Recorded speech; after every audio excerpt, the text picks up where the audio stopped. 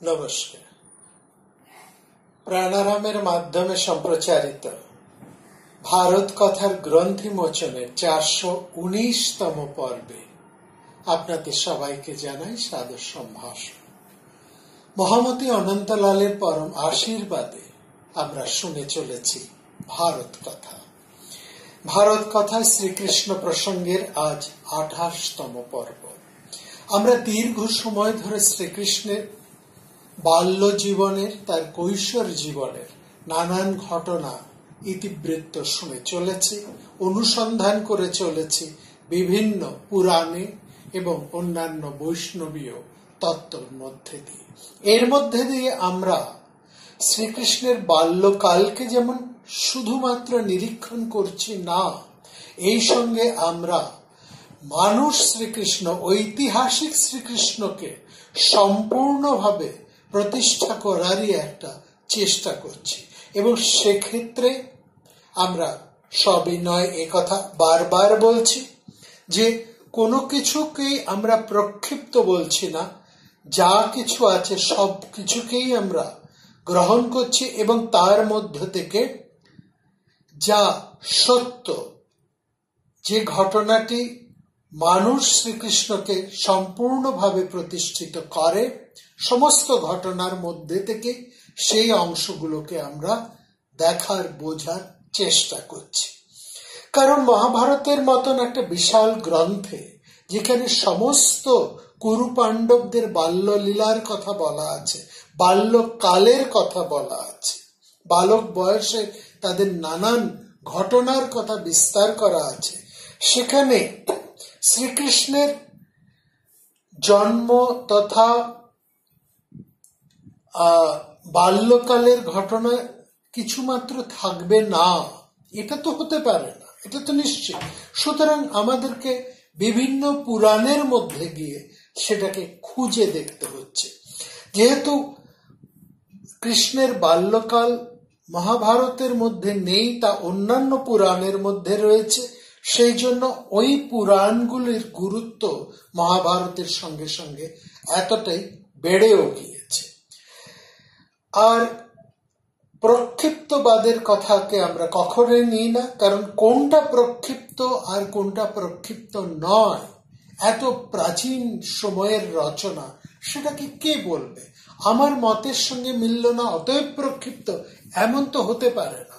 হতে পারে যে আমি ধরতে চাইছি তা আমি ধরতে পারছি না বলে আমার বিচারের সহায়তার জন্য, তাকে সরল করার জন্য আমি তাকে প্রক্ষিপ্ত বলে আমি আমার নির্দিষ্ট লক্ষ্যপথের দিকে এগিয়ে গেলাম। এটা অত্যন্ত সরলীকরণ, আমরা এর মধ্যে যাচ্ছি না। যাই হোক, শ্রীকৃষ্ণের জন্ম বৃত্তান্তের অলৌকিকতা নিয়ে আমরা কখনোই কোনো কিছু বলিনি এবং আমরা এটা বলি না যে কোথাও এখানে কোনো অলৌকিকতা আছে। হ্যাঁ, একটা অলৌকিকতার আবরণে তা মোড়া আছে, একটা ভক্তিচন্দনের ধূপ ধোয়ার আবরণ দিয়ে তা হয়তো আমাদের কাছে তুলে ধরা হয়েছে বা পুরাণকারেরা তা বর্ণনা করেছে। কিন্তু যদি আমরা একটু কষ্ট করে এই সমস্ত ভক্তি মাধুর্যের এবং অলৌকিকতার পর্দাকে সরিয়ে দিই, তাহলে আমাদেরকে আসল রহস্য, আসল তথ্য এবং সত্য মানুষটির জীবনকে আমরা খুঁজে পাই। যাই হোক, বিষ্ণু পুরাণ, হরিবংশ, ভাগবত এবং অন্যান্য যে সমস্ত পুরাণগুলি আছে, সেই সমস্ত পুরাণগুলোর থেকেই আমরা শ্রীকৃষ্ণের জন্ম, কৈশোর এবং তার বেড়ে ওঠাকে আমরা অনুসন্ধান করে চলেছি। এবং এখান থেকে আমরা একটা কথা খুব স্পষ্টভাবে বুঝতে পারছি, সেটা হলো এই যে মানুষটি, যিনি তার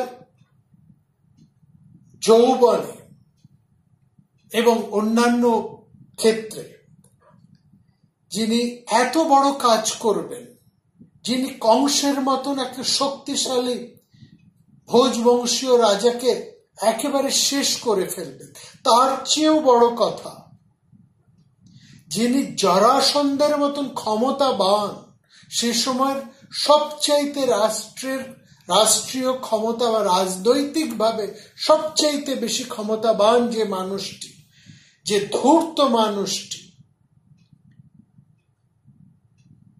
যে মানুষটি নিজের ক্ষমতায়, নিজের কূটবুদ্ধিতে, রাজনৈতিক দূরদর্শিতায় সমগ্র ভারতবর্ষের মধ্যে যিনি একেবারে বিশাল ক্ষমতাকে বিস্তার করে বসে আছেন, তিনি কৃষ্ণের কাছে পরাজিত হচ্ছে বা কৃষ্ণ তাকে পরাজিত করছে। শুধু তাই নয়, তার সমস্ত সহযোদ্ধাদের, তার সমস্ত বন্ধুবর্গদের একে একে তিনি শেষ করছেন। সেই মানুষটির এই জন্ম, বাল্য এবং কৈশোর জীবনের ঘটনা থেকে আমরা প্রমাণ করি তিনি একদিনে এত বড় শক্তিমান হয়ে ওঠেনি। যার এই এত শক্তি, যার এত কূটনৈতিক বুদ্ধি, যার এত বিচক্ষণতা এবং যার এত ভবিষ্যৎকে সুন্দরভাবে বোঝার ক্ষমতা, দূরদৃষ্টি, তার সমস্ত লক্ষণ আমরা তার বাল্যকাল, কৈশোরকালেও একই রকম ভাবে দেখতে পাই। তার সমস্ত কিছুর লক্ষণ খুব পরিস্ফুট হয়ে উঠেছে শ্রীকৃষ্ণের অল্প বয়স থেকে। এবং এটাও ঠিক, শ্রীকৃষ্ণকে যারা রাজনৈতিক নেতা হিসাবেই শুধুমাত্র প্রতিষ্ঠিত করতে চান, তারা এইটা অন্তত স্বীকার করবেন যে রাজনীতির ক্ষেত্রে কৃষ্ণ একা নন। সেখানেও তার অনেক প্রতিদ্বন্দ্বী ছিল, বিরোধী পক্ষ ছিল, ছিল স্তুতি নিন্দার জ্বর, এবং তার জন্য সুখ অসুখ দুটোই কৃষ্ণকে ভোগ করতে হয়েছিল। এত বড় মাপের একজন মানুষ, তার জীবন এবং যৌবন যে তরঙ্গহীন হবে, এটা তো হতে পারে না। সুতরাং তার বাল্য কৈশোরকালের জীবনগুলো থেকেই আমরা তাকে সার্থকভাবে, সদর্থকভাবে এবং তার আগামী জীবনের যে প্রস্তুতি বা যে ছায়া তার পূর্ব জীবনের মধ্যেও ছিল, সেটা আমরা পরিষ্কার করেই বুঝতে পারি। এখানে আমরা আরেকটা জিনিস দেখছি যে কৃষ্ণ জীবনের প্রেম বা গোপী প্রেম। এখানে অনেকেই এই জায়গাটা স্বীকার করতে চান না। আমরা বলি যদি গোপেরা থাকেন, কৃষ্ণ যদি গোপ জনবাসীদের মধ্যে মানুষ হয়ে ওঠেন এবং সেখানে যদি গোপ জনবাসীরা থাকেন, তাহলে গোপীরাও থাকবেন। আর গোপীরা যদি মিথ্যা হয়, রাধা যদি মিথ্যা হয়, তাহলে গোপেরাও মিথ্যা, তাহলে ব্রজবাসীরাও মিথ্যা, এবং সেই অর্থে যশোদাও মিথ্যা, নন্দ রাজ তিনিও মিথ্যা। অর্থাৎ কৃষ্ণ একেবারে জন্মেই এত বড় একটা মানুষ হয়ে গেছেন, সেটা তো হতে পারে না। সুতরাং একটাকে স্বীকার করতে হলে বাকি সবগুলোকে স্বীকার করতে হবে। এখানে আমরা দেখছি হরিবংশ পুরাণ, মহাকবি ব্যাসের বালচরিত নাটক কিংবা প্রাকৃত ভাষার কবি সাতবাহন হালের গাহা সত্যসই, এই সমস্ত গুলোকে যদি আমরা একসঙ্গে দেখি, তাহলে আমরা দেখি ব্রজ গোপীদের মুখে সবাই যশোদার কাছে কৃষ্ণের বিরুদ্ধে অভিযোগ আনছে। কৃষ্ণের যে একটা দুষ্টুমি ছোটবেলায় থেকে আছে, তার সমস্ত একই রকমের কথা এই প্রত্যেকটা সাহিত্যের ক্ষেত্রে, পুরাণের ক্ষেত্রে, নাটকের ক্ষেত্রে আমরা সমানভাবেই দেখতে পাই। এবং শুধু তাই নয়, প্রাচীন শিলালিপির মধ্যেও তার প্রমাণ আমরা পাচ্ছি। এবং শিলালিপিতে ব্যক্তি চরিত্রের ঐতিহাসিকতা দিয়ে আমরা প্রমাণ করতে চাইছি না, কিন্তু তার একটা যে লোকপ্রিয়তা আছে, ভীষণ লোকপ্রিয়তা ছিল, এর প্রমাণ কিন্তু পাওয়া যায় শিলালিপির মধ্যে এই সমস্ত ঘটনার বর্ণনা থেকে। যে মানুষটি এত লোকপ্রিয়, তার সবটাই কল্পলোকের কাহিনী হতে পারে না, এটাও আমাদেরকে স্বীকার করতে হবে। সেখানে আমরা দেখছি যখন যশোদার কাছে ব্রজবাসীরা এসে কৃষ্ণের নামে নানা রকম তার দুষ্টমির কথা বলছেন, সেখানে যশোদা সব শুনে বলছেন যে না, কৃষ্ণ আমার এখনো দুগ্ধপোষ্য শিশু, আজ্জবি বাল দাম আরত্তি। এই কথাটা আমরা হালের রচনার মধ্যে দেখছি, ঘাস আত্মাদাইসাইয়ের মধ্যে বলছে শিশু কৃষ্ণ বালক, কৃষ্ণ এখন আমার দুগ্ধপোষ্য শিশু। এই কথা শুনে কৃষ্ণের মুখের দিকে তেরচা করে হেসে ব্রজবধূরা সব মুখ লুকিয়ে হেসেছিলেন। সম্পূর্ণ শ্লোকের মধ্যে কৃষ্ণের সঙ্গে ব্রজবধূদের যে একটা সম্বন্ধ রয়েছে, সে সম্বন্ধের একটা অপূর্ব ছবি সেখানে ফুটে উঠেছে।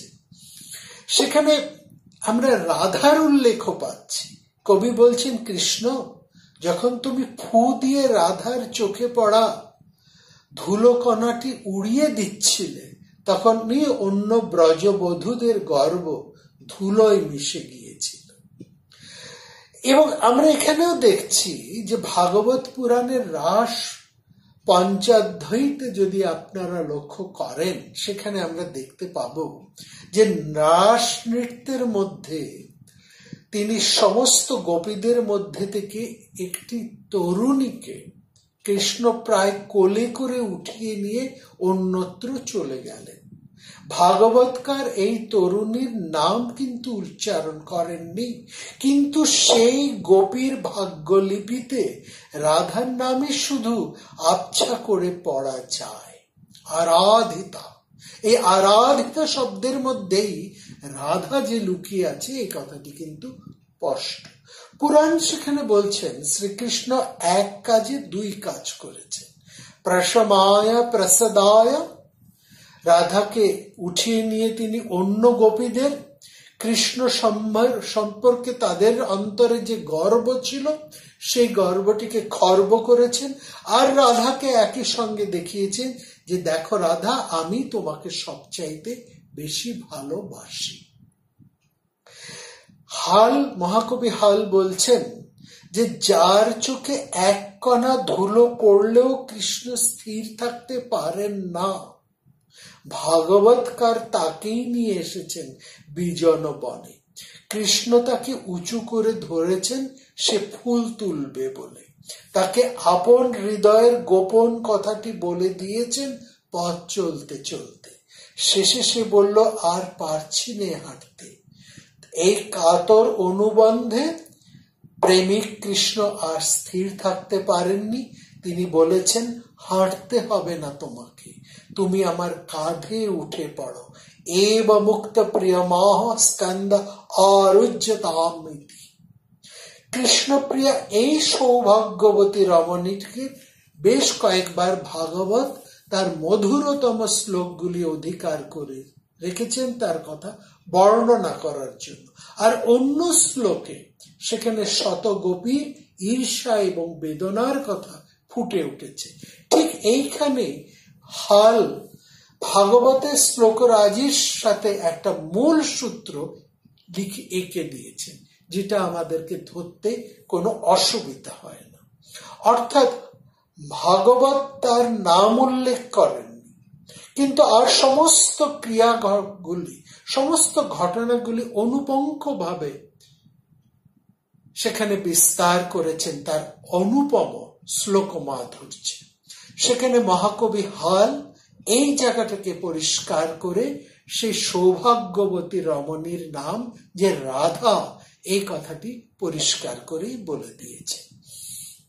এখানে আমরা চৈতন্য দেবকে খুব আরো পরিষ্কার করে আমাদের ক্ষেত্রে তাকে রাখতে পারে, তার যুক্তিটাকে আমরা গ্রহণ করতে পারি।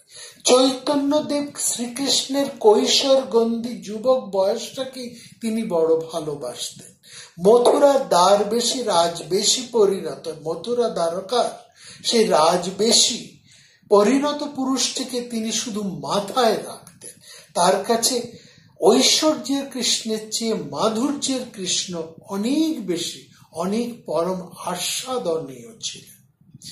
এবং এটা তো ঠিক, আজকের দিনে যদি আমরা দেখি, বাস্তবের দিকে তাকিয়ে দেখি, আজকের দিনে ভারতবর্ষ কেন সারা পৃথিবীর যারা খুব বড় বড় রাজনৈতিক দক্ষ নেতা, যারা খুব রাজনৈতিক ধুরন্ধর নেতা বলে পরিচিত সারা বিশ্বের ইতিহাসে বা বিশ্বের রাজনৈতিক ক্ষেত্রে, যারা খুব বড় বড় রাজনৈতিক নেতা, এদের জীবনে কি বাল্য কৈশোর ছিল না? এদের জীবনে কি প্রেম বলে কখনো কিছু ঘটেনি? ছিল তো, আছে তো। তাহলে কৃষ্ণের জীবনে থাকলে সেটাতে অসুবিধে কোথায়? কেন আমরা কৃষ্ণের জীবনের এই প্রেম বা রাধাকে আমরা এত সহজে স্বীকার করতে আমাদের এত দ্বিধা বা দোলাচল?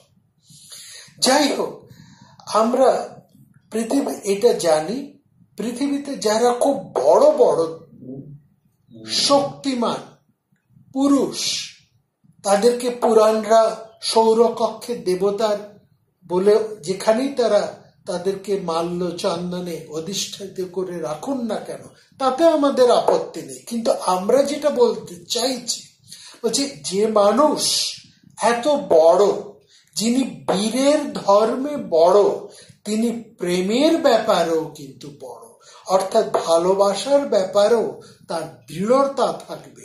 এইটাকে ভুল বোঝার বা না বোঝার বা অস্বীকারের কিন্তু কোনো জায়গা নেই। এটাই হচ্ছে আমরা বলতে চাইছি। অর্থাৎ যে মানুষটি যত বড় শক্তিমান, তার ব্যক্তিত্বে, তার বুদ্ধিমত্তায়, তার বিচক্ষণতায়, তার কূটনৈতিক প্রজ্ঞায়, তার শক্তিমত্তায়, সেই মানুষটি অবশ্যই প্রেমের ক্ষেত্রে, ভালোবাসার ক্ষেত্রেও তিনি ততখানি তার হৃদয় ততখানি বিশাল, ততখানি দৃঢ়। এই কথাটাকে আমাদের স্বীকার করতে কোনো অসুবিধে নেই। এবং দেখুন, বিবাহিত প্রেমে কৃষ্ণের যেমন রুক্মিণী আছেন, যেমন সত্যভামা আছেন, এবং অন্যান্যরা যেমন আছেন, 9 জন তার স্ত্রী যেমন আছেন, তেমনি তার পূর্বরাগও আছেন, সেখানে গোপিনীরাও আছেন, এবং অবশ্যই সেখানে রাধাও আছেন। সুতরাং রাসলীলাটি সেখানে থাকবেই। রাসলীলাকে অস্বীকার করার কোনো জায়গায় সেখানে নেই। কারণ এই আমরা দেখেছি, এই গোপ জীবন, এই গোপ মানুষেরা, এরা অত্যন্ত সহজ সরল, নৃত্য গীত এদের জীবনের একটা সহজ অঙ্গ। এবং সেখানে তাদের জীবনে যেমন নাচ গান আছে, আনন্দে আছে, দুঃখে আছে, কষ্টে আছে, প্রাপ্তিতে আছে, অপ্রাপ্তিতে আছে, তেমনি তাদের জীবনে ভালোবাসাও আছে, পরকীয়াও আছে। এটা মিথ্যে বা ভুল বা এটা দোষণীয় এরকম কিছু নেই। দেখুন, কৃষ্ণ জীবনের সাথে আমরা দেখেছি যে কৃষ্ণ জীবনের পরবর্তী সমস্ত ঘটনা ইন্দ্রের সাথে যেমন কেমন ভাবে মিশে মিশে গিয়েছে। অর্থাৎ শ্রীকৃষ্ণ ইন্দ্রেতে প্রতিষ্ঠিত হয়েছেন এবং তারপর তিনি ইন্দ্রকেও ছাপিয়ে গেছেন। সেখানে তিনি আবার সরাসরি বিষ্ণুত্বে প্রতিষ্ঠিত, এবং তার ফলে ইন্দ্র পূজার সাথে কৃষ্ণ পূজার যে বিরোধ ছিল, সেই বিরোধের মধ্যে দেখেছি কৃষ্ণ জয়ী হয়ে গিয়েছেন। ইন্দ্রের সমস্ত বীরত্ব সূচক গুণগুলি শ্রীকৃষ্ণের শৌর্য বীর্যের সাথে একেবারে মিশে গিয়েছে। ইন্দ্রের প্রেমিক স্বভাবটিও ঠিক একইভাবে, ইন্দ্রের প্রেমিক স্বভাবটিও একাত্ম হয়ে গিয়েছে শ্রীকৃষ্ণের প্রেমিক স্বভাবের সাথে। ঋগ্বেদের ইন্দ্র পরবর্তী সময়ে কারো যদি বিভিন্ন রকমের বিভিন্ন আকৃতির অসুর দৈত্য বদের কৃতিত্ব দেখিয়ে থাকেন, তাহলে আমরা দেখেছি সেই কৃতিত্ব কৃষ্ণের মধ্যেও আছে। ধর্ম দর্শনে প্রবক্তা বলে যে যখন ইন্দ্র আছেন, তার থেকেও বেশি, অনেক বেশি ভাবে শ্রীকৃষ্ণ আছেন। ইন্দ্র বৃত্ত বধ করেছেন, কৃষ্ণ সম্বরসুরকে বধ করেছেন। সে তো একেবারে বৃত্তের একটা প্রতিমূর্তি। সম্বরসুর আর বৃত্ত দুজনে একই, এপিঠ আর ওপিঠ, দুজনই একের অন্যের প্রতিরূপ। ইন্দ্র বিরাট সাপকে মেরে সপ্ত সিন্ধুর গতি মুক্ত করেছেন। ইন্দ্রিয় কৃষ্ণ সেখানে কালীয় দমন করে যমুনার জলকে সবার জন্য উন্মুক্ত করে দিয়েছে। কাজেই কৃষ্ণের প্রেমিক স্বভাবটিও যে উত্তরাধিকার সূত্রে ইন্দ্রের এই স্বর্গ স্বভাব থেকেই আসবে, এটাতে তো আশ্চর্য হবার কিছু নেই। বা পুরাণকারেরা ইন্দ্রের সাথে কৃষ্ণকে মেলাতে গেলে বা মেলাবার সময় ইন্দ্রের যে সমস্ত বৈশিষ্ট্যগুলো তা কৃষ্ণের মধ্যেই অর্পণ করবে। অথবা আমরা বলতে পারি ইন্দ্রের মধ্যে যা যা গুণ ছিল কৃষ্ণের মধ্যে সেই একই গুণ আছে, এবং আমরা আরেকটু এগিয়েই বলতে পারি সেগুলো তো আছেই, সেগুলো তো থাকবেই, এবং তার চাইতে অনেক বেশি করেই আছে।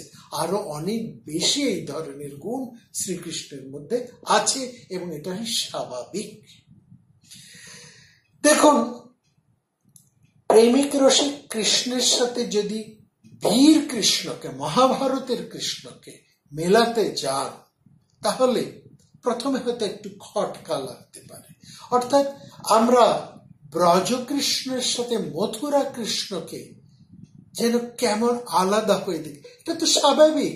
এক জায়গায় তিনি প্রেমিক, আরেক জায়গায় তিনি শাসক। দুটো সম্পূর্ণ আলাদা ভূমিকা, সেখানে দুজনের মধ্যে তো একটা থাকবে। কৃষ্ণ যদি শুধু কংসের জ্যাঠতুতো বোনের ছেলে হিসেবে পরিচিত হতেন, তা তো নয়। তিনি তো তার জ্যাঠতুতো বোনের সন্তান, এটা যেমন ঠিক, দেবকীর সন্তান, কিন্তু কার্যকারণের ফলে তিনি কিন্তু আর মথুরার নেই। তিনি মানুষ হয়েছেন, বড় হয়েছেন। তার বাল্য, কৈশোর এবং যৌবনের প্রথম অংশ কেটেছে গোয়ালাদের ঘরে। ফলত অনার্য বলে যারা পরিচিত তাদের ঘরে তিনি মানুষ হয়েছেন, এবং পরবর্তী সময়ে দেখব তার এই পরিচিতিটাই কিন্তু সবাই জানেন। তিনি যে আদতে আর্য সমাজের মানুষ, আর্য বংশের পুরুষ, তিনি যে একজন ক্ষত্রিয় পুরুষ, তিনি আদতে যে গোয়ালা নন, এটাই কিন্তু ভুলে গেছেন অনেকে। ফলে এই জায়গাটায় একটা ভীষণ গোলমালের মতন আছে। আমরা যখন কৃষ্ণের প্রতিপক্ষদেরকে দেখছি কৃষ্ণের তারা নিন্দা করছে, তখন তারা কৃষ্ণের ওই বাল্যকাল, অর্থাৎ তার গোয়ালা বংশের, তার দাস বংশের জন্ম বৃত্তান্তকে টেনে নিয়ে এসে তাকে গালিগালাজ করছেন। আবার সমালোচক যারা রয়েছেন, কৃষ্ণ কথার সমালোচক আছে, তারা এই ব্রজ জীবনকে স্বীকারই করতে চাইছেন না। এই দুটো কেমন যেন গোলমেল। আমরা বলি এটাও সত্য, ওটাও সত্য, দুটোই সত্য। দুটোকে সমানভাবে সহজভাবে বোঝার চেষ্টা করো না কেন? এত পণ্ডিতি এত কঠিন করে তোলার তো কোনো প্রয়োজন নেই। কারণ আপনারা দেখুন, সেই ওই জায়গার ঘটনাকে আমরা একটু ফিরে যাই, যে কথা আমরা এখানে বলেছি, যে যেখানে যুধিষ্ঠিরের রাজস্ব যজ্ঞ হচ্ছেন, এবং সেখানে মহামতি ভীষ্মের নির্দেশে শ্রীকৃষ্ণকে শ্রেষ্ঠ অর্ঘ্য দেবার জন্য সহদেব এগিয়ে যাচ্ছেন, এবং প্রবল বিরোধিতা করে উঠেছেন শিশুপাল। সেখানে শিশুপাল চিৎকার করে বলছেন, জরাসন্ধ কৃষ্ণের সাথে যুদ্ধ করে সম্মান খোয়াতে চায়নি কেন জানো? কারণ কৃষ্ণ দাস জাতির ছেলে। ইয়নেন যুদ্ধং নেশ দাসমিতি সংযোগে। শিশুপাল মহামতি ভীষ্মের মুখের উপর কথা বলেছিলেন যে তোমার লজ্জা করে না? উচ্চকুলে তুমি জন্মগ্রহণ করেছো, করে গোয়ালার ছেলের প্রশংসা করছো, আর লজ্জা করে না তোমার? তুমি কি জানো জরাসন্ধ যখন ব্রাহ্মণ বলে কৃষ্ণকে পাদ্য অর্ঘ্য দিতে চেয়েছিলেন, তখন কেবলমাত্র নিজ কুলতার জন্য কৃষ্ণ সেই পাদ্য অর্ঘ্য গ্রহণ করতে সাহস পাননি। শিশুপালের এইসব কথা শুধু গালাগালিও হতে পারে, আবার সত্যও হতে পারে। আমরা ধরছি এটা সত্য, কারণ কৃষ্ণ মানুষ হয়েছেন, বড় হয়েছেন এই গোপদের সঙ্গে। তার এই ঘটনার কথা খুব কম মানুষই জানতেন। সেসব খুব সামান্য কয়েকজনই জানতেন যে প্রকৃতপক্ষে তিনি নন্দ যশোদার সন্তান নন, তার পিতা বসুদেব, জননী দেবকী, তার একটা ক্ষত্রিয় এবং আর্য বংশের পরিচয়, সেটা অনেকেই জানতেন না। কিংবা জেনেও তাকে সমালোচনা করতে, তাকে গালাগালি দিতে তারা সময় বুঝে কখনো এটাকে স্বীকার করতেন, কখনো ওটাকে স্বীকার করতেন, বা আরেকটাকে স্বীকার না করে তাদের সুবিধা মতন তারা কোনো একটাকে স্বীকার করতেন, অন্যটাকে অস্বীকার করতেন। তো এইটাই হচ্ছে কথা, যে মহাভারতের মধ্যে আমরা দেখছি। তাহলে আমরা যেটা বলতে চাইছি সেটা কি, যে কথাটা আমরা এই ঘটনাটা দিয়ে এতক্ষণ যে এই কথাগুলো বলে আমরা কি বলতে চাইছি? আমরা বলতে চাইছি এটা, যে মহাভারতের মধ্যে শিশুপালের সাথে কৃষ্ণের এই যে একটা দ্বন্দ্ব হয়েছিল, এটা তো সত্যি, এটা নিয়ে তো কারো কোনো মাথা ব্যথা নেই, এটাকে তো সবাই স্বীকার করছে। এবং সেখানে দেখছি শিশুপাল শ্রীকৃষ্ণের জন্মের একটা ঘটনাকে তুলে তিনি জরাসন্ধের সাথে তাকে সম্পর্কিত করে তিনি কৃষ্ণের নিন্দা করছেন। অর্থাৎ বলতে চাইছেন জরাসন্ধ কৃষ্ণের সাথে যুদ্ধ করেননি, কারণ কৃষ্ণ নিচু জাতি, গোয়ালা জাতি, দাস জাতির ছেলে, এক। এবং দুই, তিনি বলেছেন শ্রীকৃষ্ণ যখন ব্রাহ্মণের ছদ্মবেশে ভীম অর্জুনকে নিয়ে জরাসন্ধের কাছে গিয়েছিলেন, তখন জরাসন্ধ শ্রীকৃষ্ণকে ব্রাহ্মণ ভেবে পাদ্য অর্ঘ্য দেবার চেষ্টা করেছিলেন। এবং শিশুপাল বলতে চাইছেন যে কৃষ্ণ গোয়ালার ছেলে বলে তিনি ব্রাহ্মণ জরাসন্ধের পাদ্য অর্ঘ্য, ক্ষত্রিয় জরাসন্ধের পাদ্য অর্ঘ্য গ্রহণের সাহস দেখান। এটা সত্য মিথ্যে যা হতে পারে, এটা ঠিক, কিন্তু আমরা এটার থেকে এই কথাটা প্রমাণ করতে পারি যে মহাভারতের মধ্যে শ্রীকৃষ্ণের গোপ জীবনের কথা স্বীকার করে নেওয়া হয়েছে শিশুপালের কথার মধ্যে দিয়ে। অর্থাৎ শ্রীকৃষ্ণের যে একটা গোপ জীবন আছে সেটাকে কিন্তু মহাভারত অন্য পক্ষান্তরে স্বীকার করে নিয়েছেন, এক। আর দুই, ঠিক একই রকম ভাবে ভাগবতের মধ্যেও কিন্তু রাধাকে স্বীকার করে নেওয়া হয়েছে। এবার আমাদের কথা হচ্ছে পণ্ডিতেরা স্বীকার করুন, আর সরাসরি স্বীকার করুন, আর ঘুরিয়ে স্বীকার করুন, সেটা তাদের ব্যাপার। আমরা যে কথাটা সহজভাবে বলতে চাইছি, শ্রীকৃষ্ণের গোপ জীবনটা সত্য। শ্রীকৃষ্ণের গোপ জীবনের গোপেরা যদি সত্য হয়, নন্দ যশোদা যদি সত্য হয়, তাহলে গোপীরাও সত্য, এবং গোপীরা যদি সত্য হন তাহলে রাধাও সত্য। সুতরাং গোপেরা যদি থাকেন, গোপীরাও থাকবেন, এবং থাকলে তাদের প্রেমও থাকবে, তাতে কোনো আশ্চর্য হবার কথা নেই। সুতরাং এই কৃষ্ণের সাথে এই গোপীদের সম্পর্ক যে শুধু কৃষ্ণের সাথে তা নয়, কৃষ্ণ পিতা বসুদেবের সাথেও এই গোপীদের সম্পর্ক ছিল, এবং সম্পর্কটা এতটাই গভীর ছিল যে কৃষ্ণ পিতা তার এক স্ত্রী, যিনি সন্তান সম্ভবা, তাকে একবার সেখানে রেখে এসছেন, এবং দ্বিতীয়বার তার এই সন্তানটিকেও তিনি রক্ষা করার জন্য সেই গোপকুলে গোপীদের কাছে রেখে এসেছেন। এটাই হচ্ছে কথা। সুতরাং আমাদের কাছে এইটা প্রথম আমরা প্রমাণ করতে পারছি যে কৃষ্ণের জীবনে প্রেম ছিল এবং সেখানে রাধা ছিল। সেটা অন্যান্য পুরাণেরা কেউ সরাসরি এবং কেউ ঘুরিয়ে তা স্বীকার করেছে। এবার আসছি রাসলীলার কথা। এই রাসলীলার কথা যখনই আসে তখনই আমরা দেখেছি অনেক ঐতিহাসিক, অনেক সমালোচক তারা কিন্তু রাসলীলাকে সরাসরি স্বীকার করেন না। মহাভারতের অনেক বড় বড় সংস্করণে অনেক পণ্ডিতেরা তারা সরাসরি রাসলীলা বা কৃষ্ণ জীবনের এই পর্বটাকে প্রক্ষিপ্ত করে বাদ দিয়েছে। আমরা বলছি না, রাসলীলাটাও সত্যি, কারণ এই গোপ গোপীদের জীবনে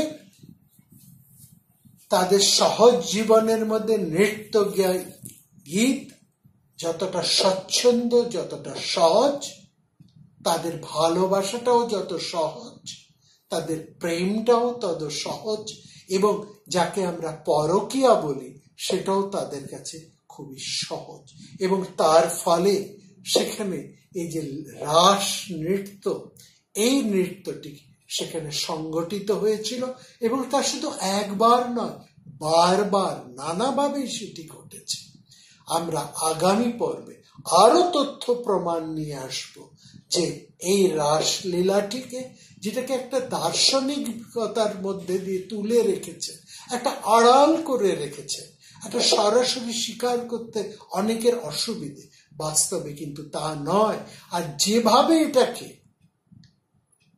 অন্য অর্থে বলার চেষ্টা করা হয়, ব্যাপারটা কিন্তু তাও নয়। অর্থাৎ আমরা এর মধ্যে অন্যায়ও কিছু দেখি না, কলুষতাও কিছু দেখি না। এর মধ্যে আমরা সহজ সরল কিছু সাধারণ জীবনে, সহজ সরল মানুষের জীবনচর্যার সহজ সরল প্রতিফলনকে আমরা সেখানে দেখতে পাই। আগামী পর্বে আমরা এই রাসলীলার পর্বটি নিয়ে আলোচনা করব। অবশ্যই রাধাকে নিয়েও আমাদের আরো 2-4 কথা বলতে হবে।